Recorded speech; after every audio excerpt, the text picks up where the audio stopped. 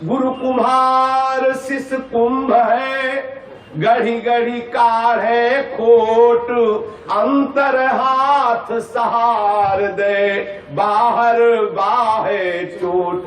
गुरु कुम्हार है और शिष्य घड़ा है मिट्टी का। जैसे कुम्हार मिट्टी के घड़े में भीतर से हाथ लगा के बाहर से वो चोट लगाता है, अर्थात उसका टेढ़ा मेढ़ापन ठीक करके अपने अनुकूल बनाता है घड़े को कुम्हार। ऐसे ही सदगुरुदेव अंदर से शिष्य को संभालते हुए बाहर से प्रतिकूल, बाहर से अपमान, उसकी निंदा करना, उसको दंड देना, ये शिष्य के जो दोष ना देखे गुरुदेव और केवल उनसे विषय सामग्री भेंट दक्षिणा लेता रहे तो शिष्य भी नरक जाएगा और गुरु भी जाएगा। शिष्य इसलिए जाएगा कि गुरु की आज्ञा का पालन नहीं करता, गुरु इसलिए जाएगा कि वो अपने गुरु भाव को पूर्ण रूप से निर्वाह नहीं कर पा रहा। गुरु का सारा अधिकार ये होता है कि शिष्य को भगवत प्राप्ति कराना ही है। जिसको अपने में ऐसी बात समझ में ना आवे उसको कभी शिष्य नहीं बनाना चाहिए। जब गुरु के द्वारा प्रतिकूलता मिले तो नाचना चाहिए शिष्य को। जब गुरु आपके ऊपर कड़ी दृष्टि रखे, कड़ा वचन बोले, तो आपको एकांत में नाचना चाहिए कि बाजी जीत गया, हमारे गुरुदेव की दृष्टि हमारे ऊपर हो गई। और जब गुरु से सम्मान मिले तो संकुचित हो जाना चाहिए। लगता है कोई अपराध बन गया क्या, कोई अपराध बन गया क्या।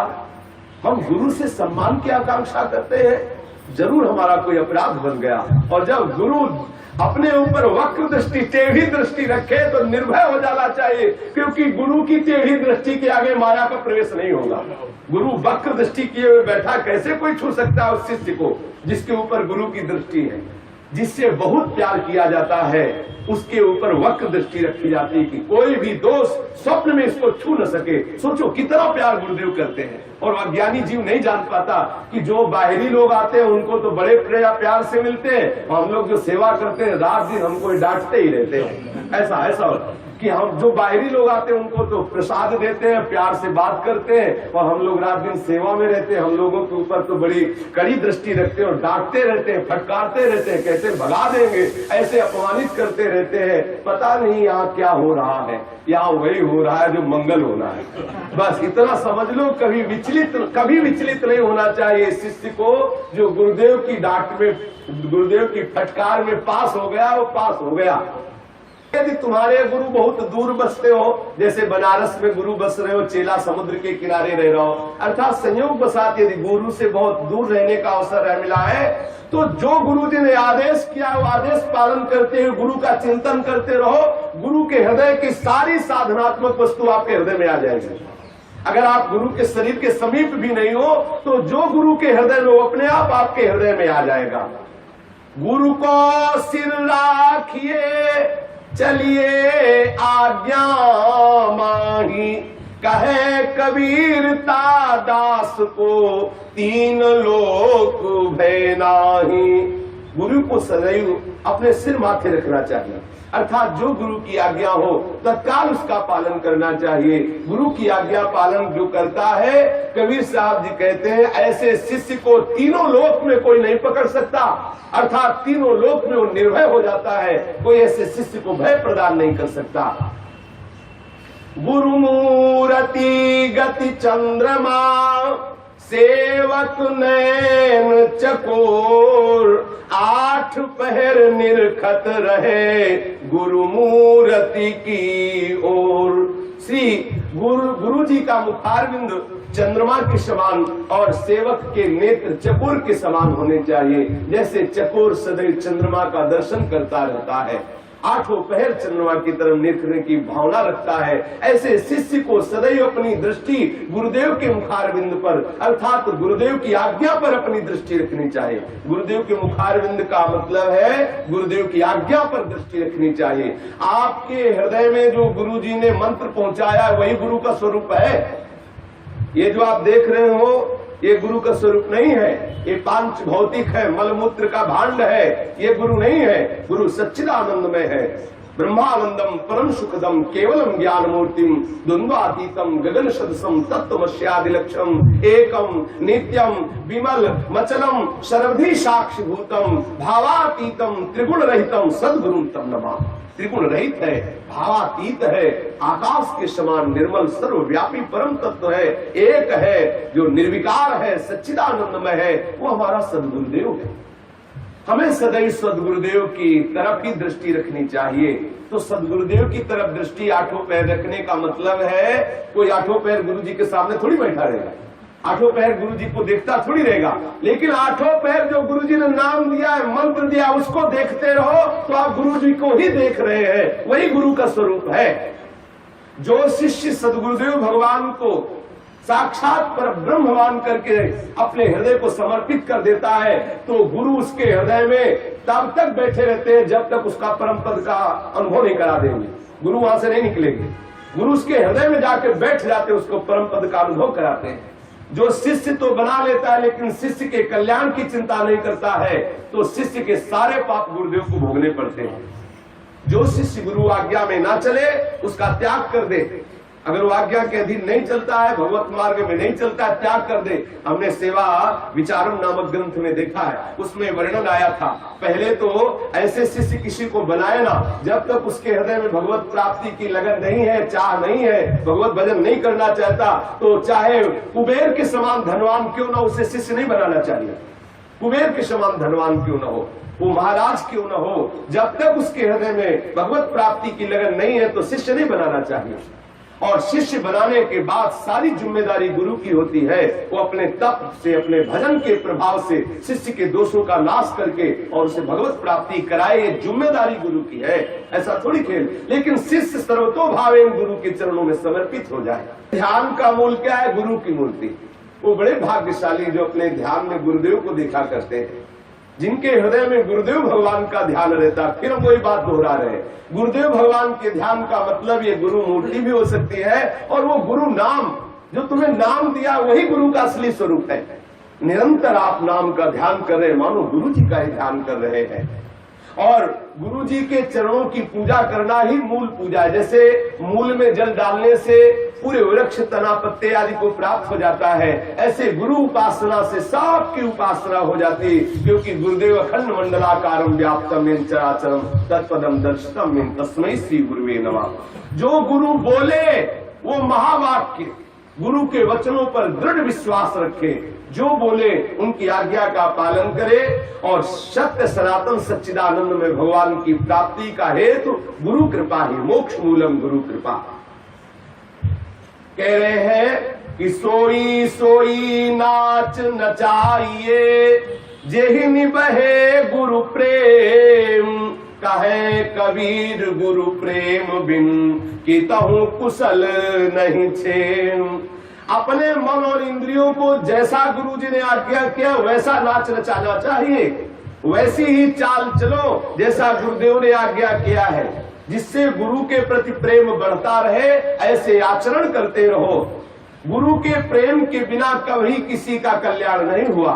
जो गुरु चरणों में प्रेम नहीं करता उसका कल्याण संभव नहीं हो सकता, क्योंकि गुरु की कृपा से ही कल्याण होता है, भगवान की बनाई हुई मर्यादा है। देखो, जब गुरुदेव ने मंत्र दिया, काकभूषुंड जी अपने पूर्व जीवनी की बात कहते हैं, तो पंचाक्षरी मंत्र का जप करते काकभूषुंड जी, और जब गुरुदेव हरि की चर्चा करते तो उनको ईर्ष्या होने लगती, अंदर जलन होने लगती कि भगवान शंकर की चर्चा न करके हरि की चर्चा करते हैं। धीरे धीरे गुरु के प्रति अश्रद्धा होने लगी अंदर से, क्योंकि उनको शंकर जी के प्रति आसक्ति बढ़ने लगी। पंचाक्षरी मंत्र गुरु जी ने ही दिया, उपासना गुरु जी ने ही दी, लेकिन जब हरि की चर्चा करते तो उनके मन को अच्छा नहीं लगता। एक बार गुरुदेव भगवान शंकर जी के मंदिर में पधारे तो काकभूषुंड जी के पूर्व जीवन की बात, वो उठकर न खड़े हुए न प्रणाम किया। क्या बार बार खड़े होना, प्रणाम करना, बस हम भी तो भजन ही तो कर रहे हैं, कभी ऐसी गलती ना करें। 1000 बार अगर गुरुदेव आपके समीप पे के पास से निकले तो आपको खड़े हो जाना चाहिए। गुरुदेव है जिन्होंने भगवान नाम दिया है, हाथ जोड़ के खड़े हो जाए। प्रभु से ज्यादा आदर करें, मोटे अधिक गुरु जी जानी। प्रभु स्वयं कह रहे मेरे से अधिक गुरु को जाने, हाथ जोड़कर खड़ा। काकभूषुंड जी ने नहीं प्रणाम, क्या बार बार प्रणाम, बार बार नमस्कार करना। भगवान शंकर ने उनको श्राप दे दिया कि मेरी ही बनाई हुई मर्यादा है और तू गुरु मर्यादा का उल्लंघन करता है, अजगर जैसा बैठा रहा, जा पापी, अजगर की योनि को प्राप्त हो, ऐसा श्राप दे दिया। कभी भी गुरु मर्यादा का उल्लंघन न करे। यदि गुरु मर्यादा का उल्लंघन करेगा, गुरु चरणों का अनादर करेगा, तो उसका कभी कल्याण नहीं हो सकता है। तवही गुरु प्रिय बैन कही, शीस बढ़ी चित प्रीति, ते रहिए गुरु सन्मुखा, कबहु न दीजय पीठ। बोले शिष्य के मन में तभी प्रेम बढ़ेगा गुरु के प्रति, जब आप गुरु के दिए हुए उपदेश के अनुसार चलोगे। एक बार पूज्य श्री सद्गुरुदेव भगवान ने कहा था, जिस दिन तुम अपराध करोगे तो तुमको हमारे प्रति द्वेष बुद्धि हो जाएगी, तुमको हमारे प्रति अवहेलनात्मक बुद्धि आए। जब अवहेलनात्मक बुद्धि, कहीं भी अपराध करोगे वो अपराध सीधे गुरु पर लागू होगा, जाके आपको गुरु पर दोष दिखाई देने लगेंगे, आपको गुरु पर अश्रद्धा हो जाएगी। ध्यान रखना, अपराध कहीं कर रहे हो और प्रभाव ये दिखाएगा, वो अपराध सीधे गुरु पर दोष दर्शन कराएगा, गुरु पर अश्रद्धा करा देगा।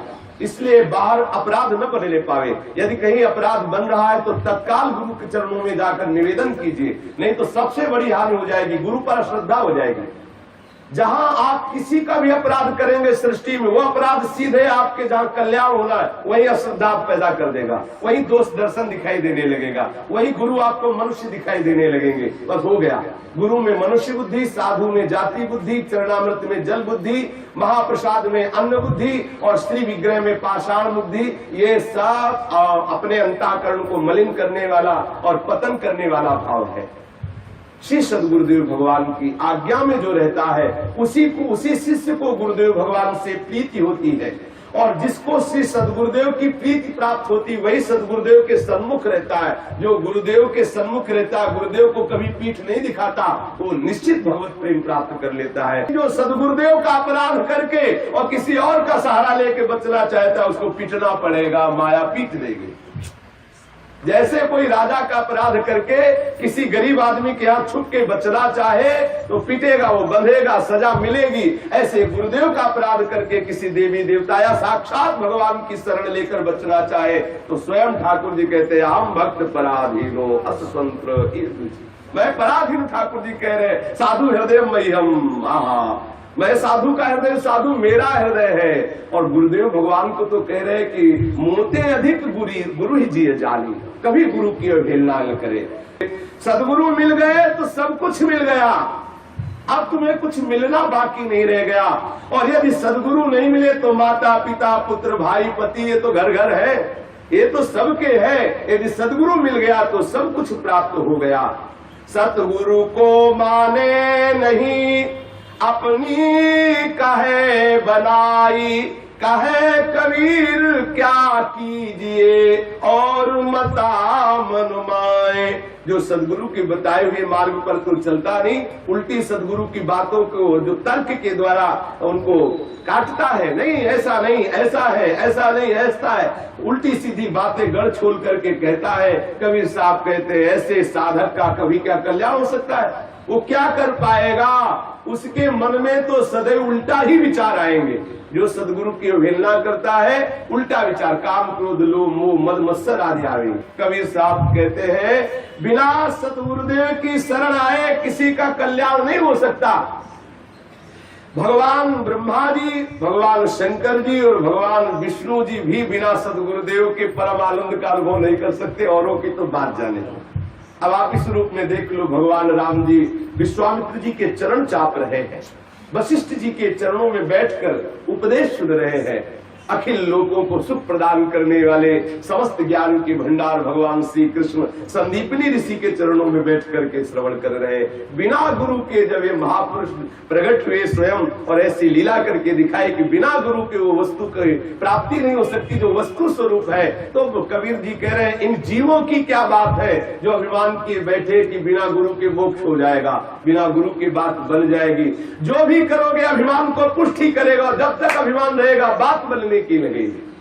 जब तक अभिमान रहेगा, साधना का फल होता है अभिमान रहित हो जाना। वो तब होगा जब गुरु चरणों का आश्रय होगा, तब आपके मुख से निकलेगा। कोई पूछेगा, बहुत सुंदर भजन करते हो आप, कहेंगे गुरु कृपा से कुछ होता है, हम तो अधम जीव है, नीच है, ये बात आ जाएगी। अगर आप गुरु चरणों का आश्रय नहीं लिए तो आप ये कहेंगे, क्या होता है गुरु के चरणों में जाने से? अरे साहब भजन से होता है, करो भजन, अपने आप भगवान मिल जाएंगे। भगवान के समीप बैठे उद्धव जी, बिल्कुल बूंद भर प्रेम नहीं है। और जब गुरु स्वरूपा गोपी जनों का आश्रय लिया तो प्रेम में लबालब डूब गए। अब बिना गुरु के भगवत प्रेम की प्राप्ति नहीं हो सकती। अगर दिन में कई बार दर्शन न कर सको तो 2 बार तो दर्शन करो ही। अगर संतों के 2 बार दर्शन करते रहे तो काल तुम्हें धोखा नहीं देगा, अर्थात काल तुम्हारे ऊपर वार नहीं कर पाएगा, अकाल मृत्यु नहीं होगी। जो 2 बार संतों का दिन में दर्शन करते हैं उनको काल धोखा नहीं देता, अर्थात अकाल मृत्यु नहीं होती, कोई भारी विपत्ति उनके जीवन में नहीं आती, सूली की सजा कांटे सी बनकर टर जाती है। तो माता पिता भाई बंधु मान बड़ाई इनकी रोकने की वृत्ति से नहीं रुकता और संत सद्गुरुदेव के सानिध्य को प्राप्त करता है, उसको निश्चित मोक्ष प्राप्त हो जाता है, वो निश्चित भगवत प्रेम का अधिकारी हो जाता है। तुम्हारे घर कोई संत आ रहे हैं, सद्गुरुदेव आ रहे हैं, भौं चढ़ा के देख रहे, अब आएंगे इनकी दंडवत करनी पड़ेगी, इनकी सेवा करनी पड़ेगी। बोले वो मरेगा तो गांव का चांडाल बनेगा, एक कोने में बसेगा गंदे आचरण करने वाला। संत को देख के जो भाव चढ़ा लेते हैं और अंदर से गुस्सा होते हैं कि आ गया, कुछ न कुछ देना पड़ेगा, कुछ न कुछ सेवा करनी पड़ेगी, तो जब वो मरेगा तो गांव के किनारे रहने वाला ऐसे चूहरा चांडाल बनेगा। इसलिए संत को देख, जैसे मेघ को देख करके मोर नाच उठते हैं, ऐसे भगवत प्रेमी महात्माओं को, संतों को, सद्गुरुदेव को देखकर हृदय नाच उठे कि आज तो अवभाग्य, हमें गुरुदेव की सेवा करने का अवसर मिला, हमें संत सेवा करने का अवसर मिला। साधु आवत देख कर हंसी हमारी देह, माथा का ग्रह उतरा नैनन बढ़ा स्नेह। संत को देख करके जो आनंदित हो जाते हैं और साष्टांग दंडवत या पंचांग दंडवत करते हैं, उनके माथे के जितने विघ्नकारी ग्रह होते हैं ना, उनको ग्रह उतारने के लिए मंत्र नहीं पढ़ना पड़ता। जो संतों की दंडवत करते रहते हैं उनके अशुभ ग्रह अपने आप उतर जाते हैं। शनिचर राहु केतु जितने हैं ना, ये सब उतर जाते हैं। देख लो, बढ़िया उपाय मिला। जो भी वैष्णव दिखाई दे बस सर झुका दो तो तुम्हें कोई ग्रह परेशान नहीं करेगा। अगर सर नहीं झुकाया तो दूसरे के विग्रह तुम्हारे ऊपर आ जाएंगे। ते सिर कट तुमर समतूला, जेन नमत हरि गुरु पद मूला। जीवित 100 समान ते प्राणी, क्या जिन हरि भगत हृदय में यानी जीवित 100 समान ते प्राणी। सद्गुरुदेव भगवान और संतों के दर्शन करते हुए, उनकी आज्ञा का पालन करते हुए, उनकी आज्ञा पालन करना ही उनकी पूजा है। एक एक श्वास से निरंतर नाम जप करते हुए जीवन बिताया जाए, यही सद्गुरुदेव की पूजा है और यही जीवन का परम लाभ है। श्री सद्गुरुदेव भगवान की जय।